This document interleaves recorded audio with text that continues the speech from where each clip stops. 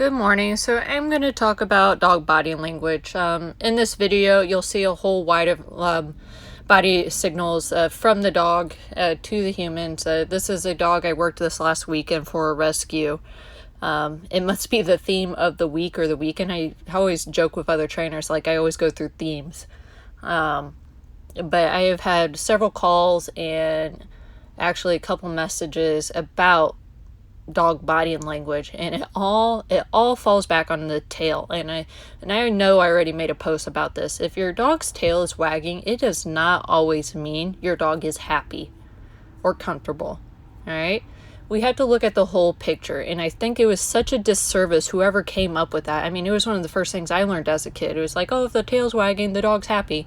It's such a disservice that we've done. So if other trainers are watching this, start educating your clients and start educating the public, because people are getting bit over this. Like, this dog has a bite history now. Like, it's ridiculous because we're not reading the signs and not heeding to the signs. So let's go back to the tail wags, because that is a huge one I've heard about all weekend and this week.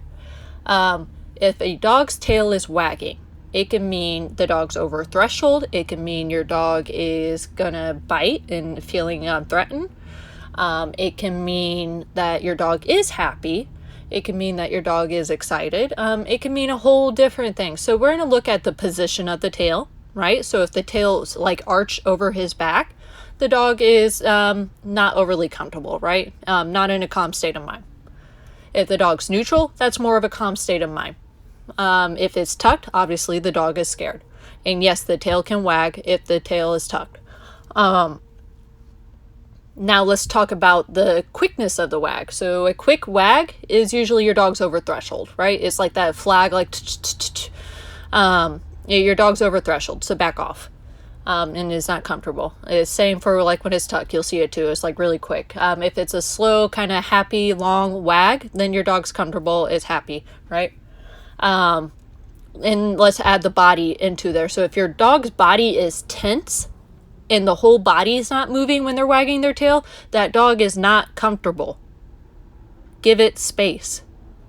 If the whole body is loose and it's wagging, like the whole body is wagging with the tail, that dog is happy and relaxed and comfortable.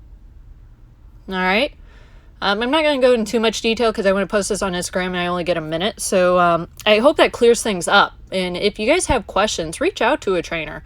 And for my trainers, explain body language. Stop suppressing behaviors with training collars or commands. Stop. Just stop. Like, teach them what a behavior is and then work through it, right?